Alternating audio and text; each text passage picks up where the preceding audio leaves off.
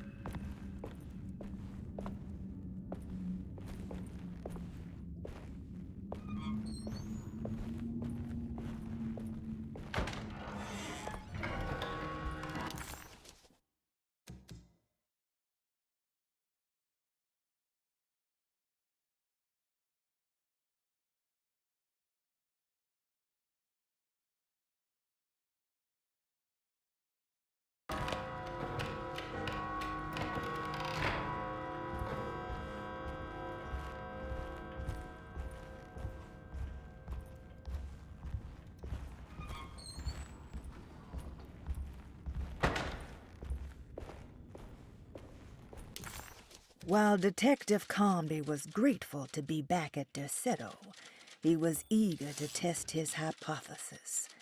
After having suffered through that sinister world, dressed as the French Quarter, Jeremy's writing could be read much more literally.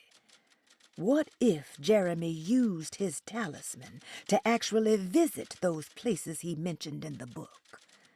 Conby felt certain that this was the answer. He wouldn't find Jeremy hiding inside Derceto. He would be in one of those other worlds. And to follow in his steps, Conby would have to investigate the old clock and the boiler and find out what...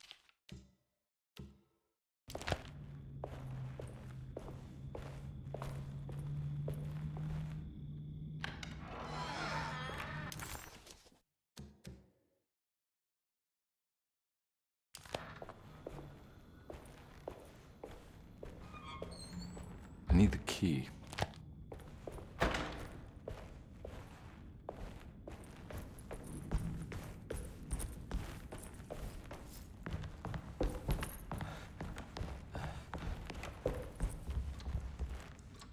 Oh. It's stained. Looks like some kind of rot. This must... looks like the plate that held the talisman in the seance room. But it's broken and missing some pieces.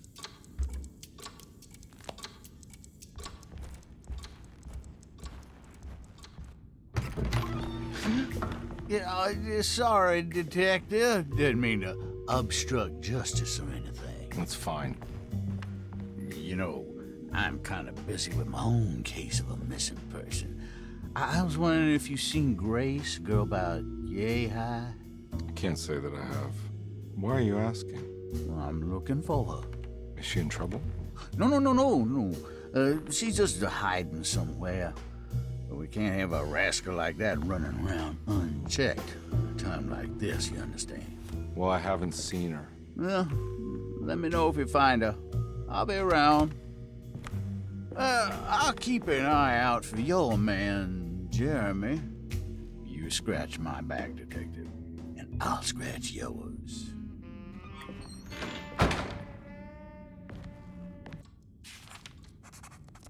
McCarthy reminded Detective Conby of an old barfly he used to know. He detested him. There was no getting around it. McCarthy was going to have a hard time getting on his good side.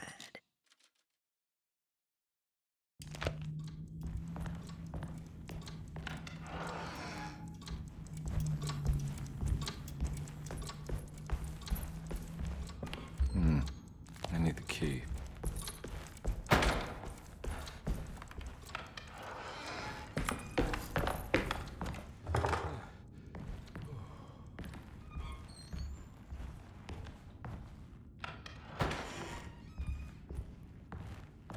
Looks like everything's back to normal here.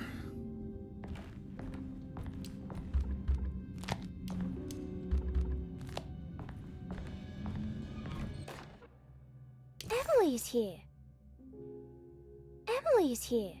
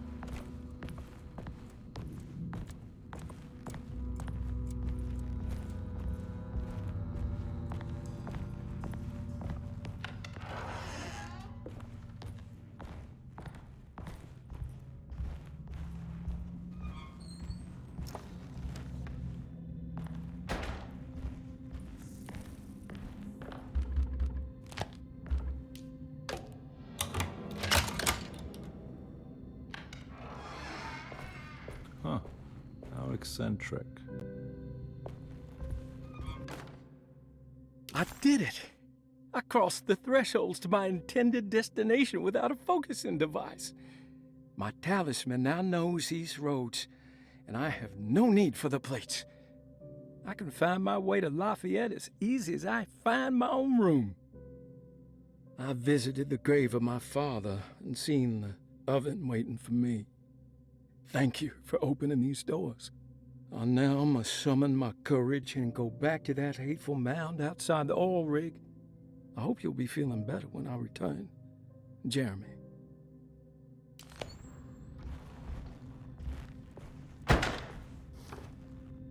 These paintings got some grim-looking rot on them.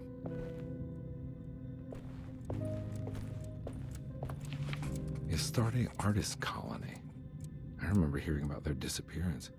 Must have been 15 years or more now.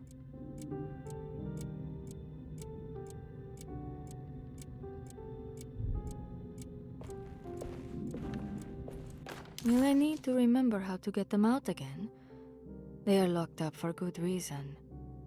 I am sure she is still able to whisper the answer in the ears of the wrong people. But not for long. I will see her burned soon enough. That black goat will be sacrificed to put an end to it all. Then it will all be over. No more Derceto, and sadly, no Astarte. Those good pirates of Pontchartrain. May you still sail the lake, until you find the shores of Hali.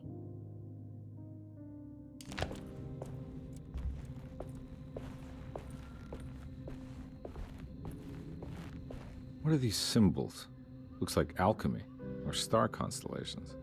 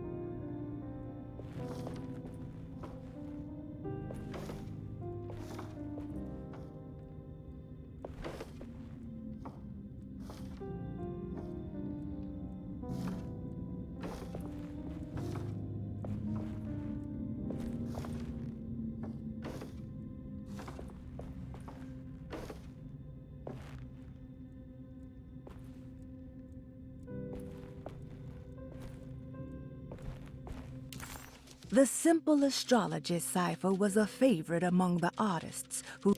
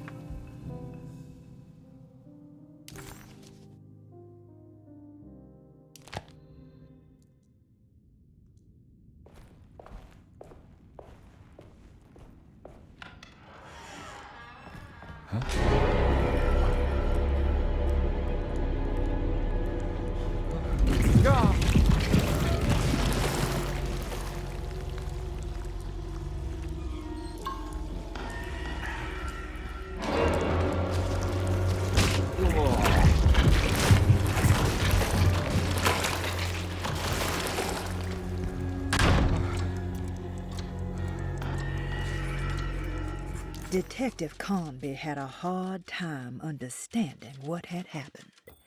It did feel similar to when he was pulled into the French Quarter, but with less power and purpose.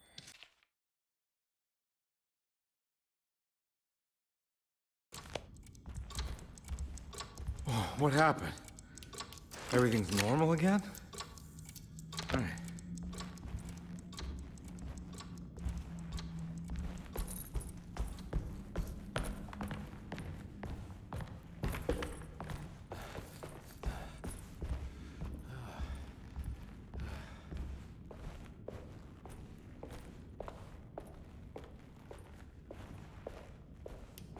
I need the key.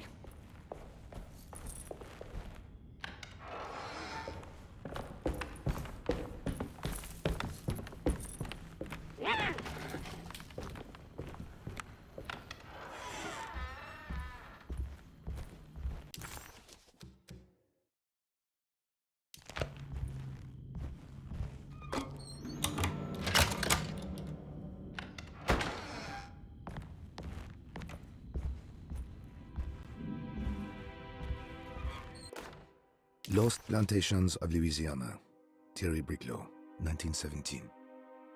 Derceto was a small plantation on the eastern shore of Lake Pontchartrain.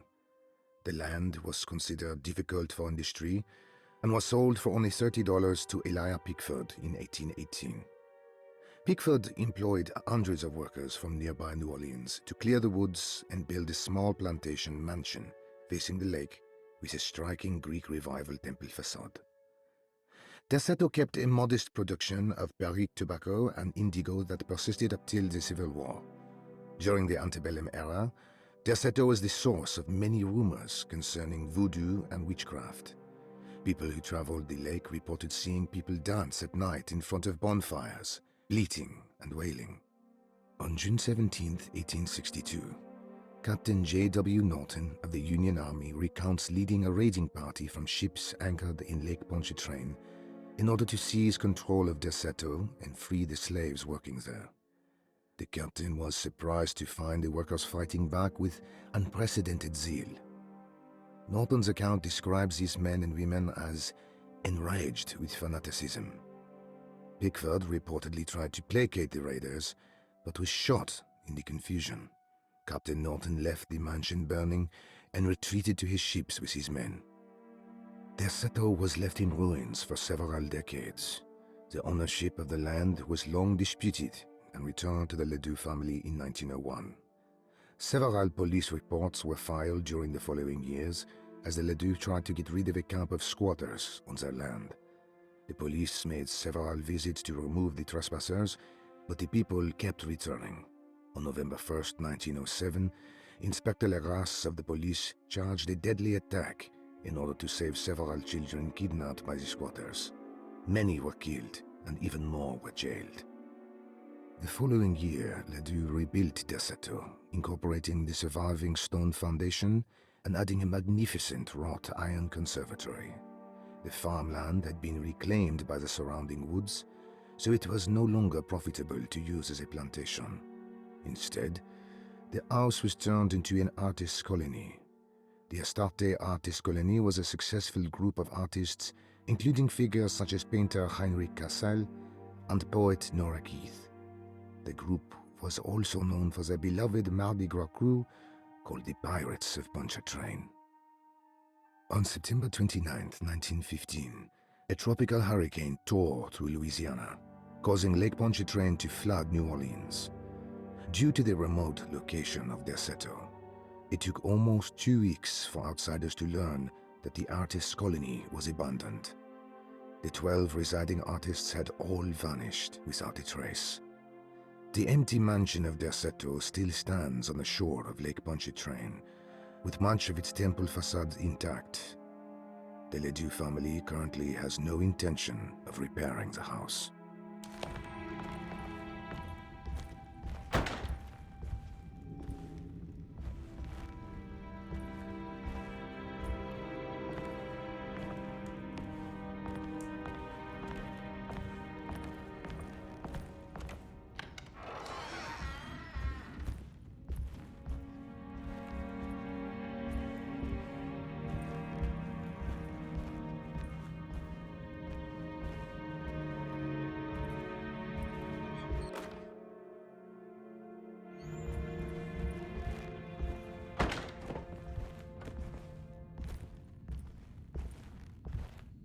It's wedged shut.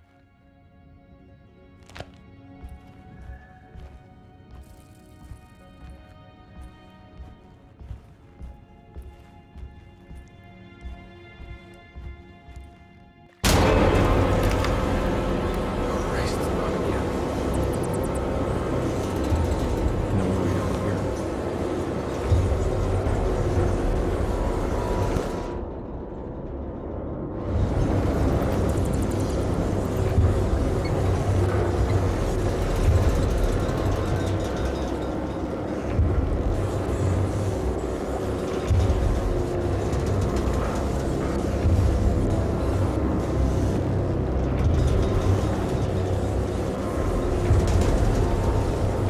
What do we got here?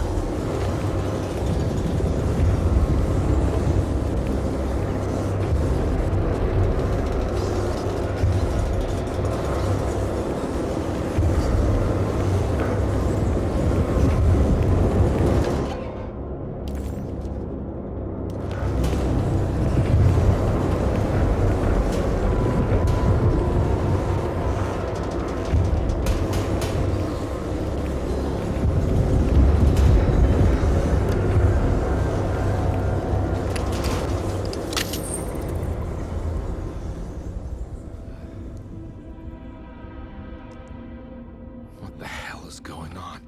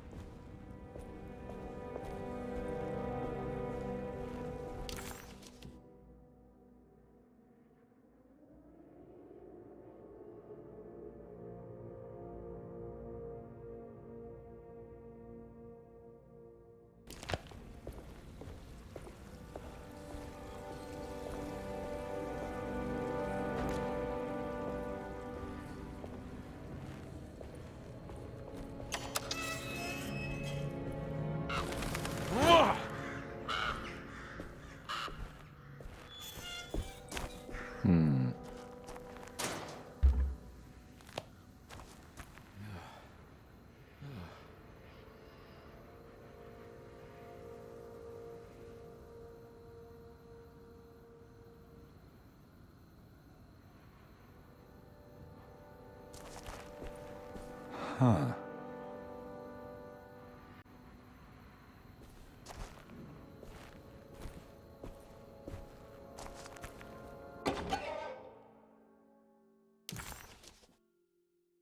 This can't be real.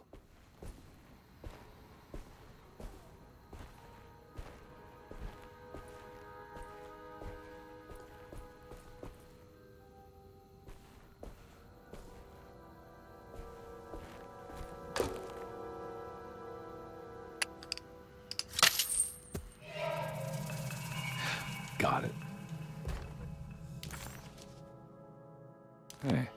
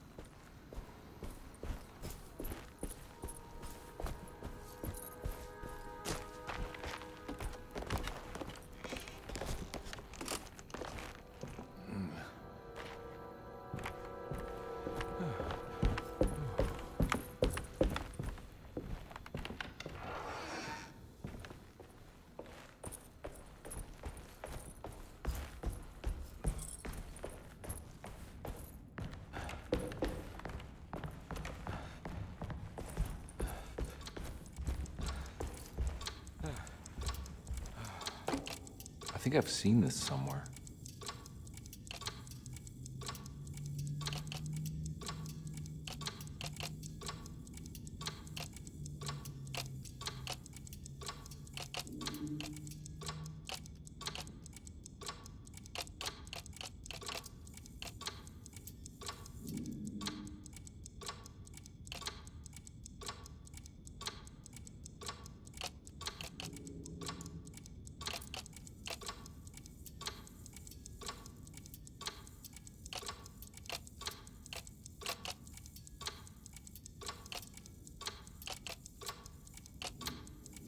There was something in the Commonplace book about this.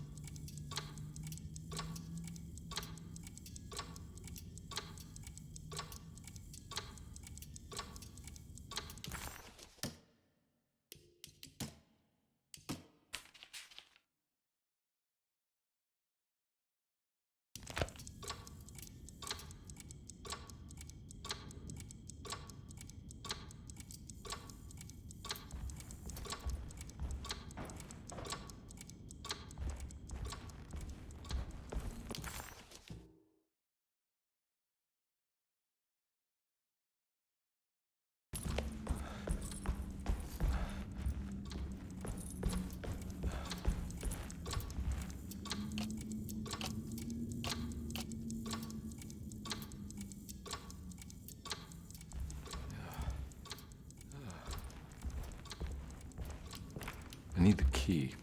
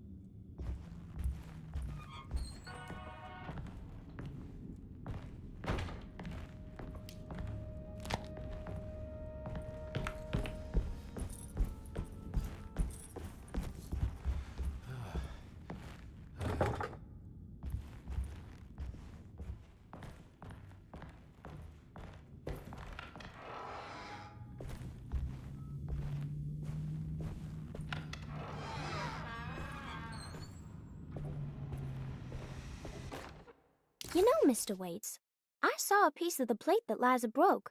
I think she's been hiding them. She's not very good at it. She just chucked it into the little room with all the tools behind the boiler. I left it there. I didn't want to embarrass her by picking it up while she was looking. We went upstairs instead and played backgammon. I let her win, because she's so unhappy. The piece looked like the one on display in Cassandra's room. You know about that one already, right? Or is your eyesight really that fuzzy? I hope you don't feel bad about your glasses. You only look stupid when you squint. Maybe if you had more eyes, you would see these things. I wish you had all the eyes you needed. Your best and favorite guest, Grace.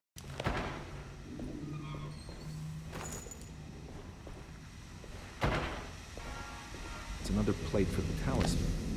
Like the other one, it's broken and missing some pieces.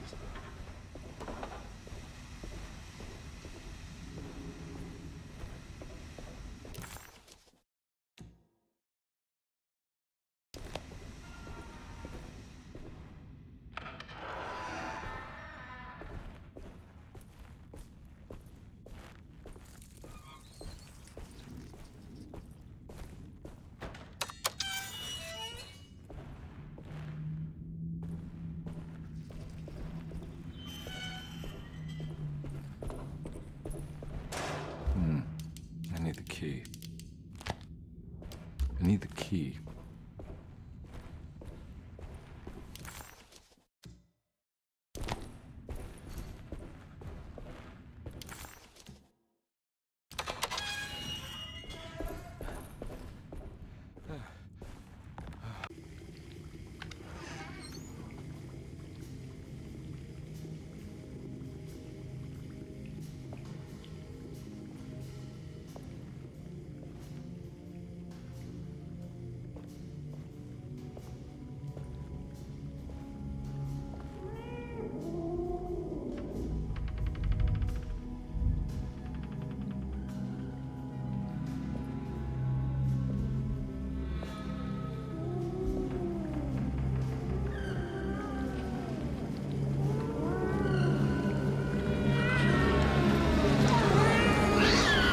What are you doing in my kitchen? I assure you. No, I'm sorry, I promise I didn't- you. Mr. Hotwood is I was just nowhere looking near my for- kitchen, and neither should you be. Don't make me I didn't kick you mean out to- of this house. Sorry. Now get out! Yeah.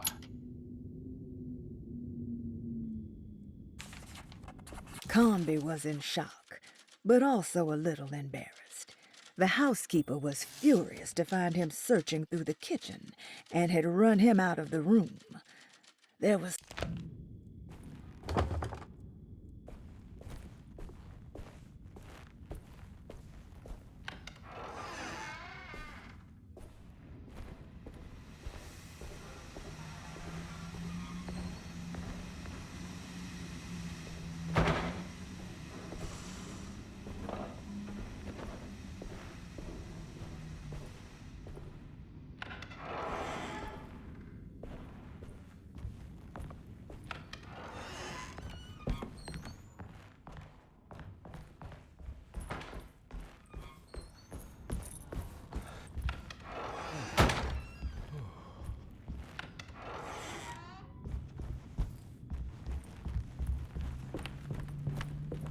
it's wedged shut.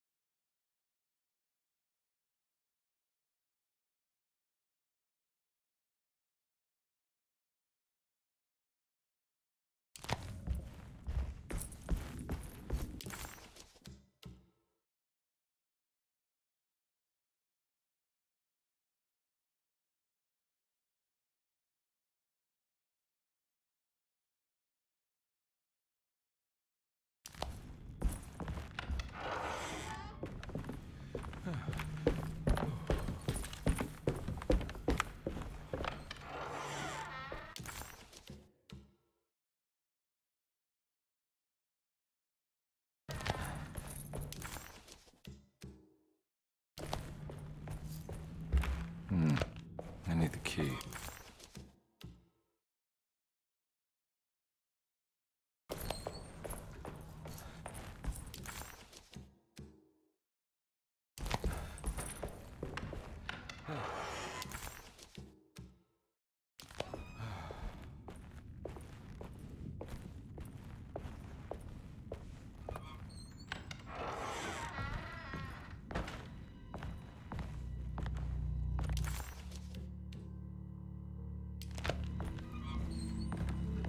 I need the key.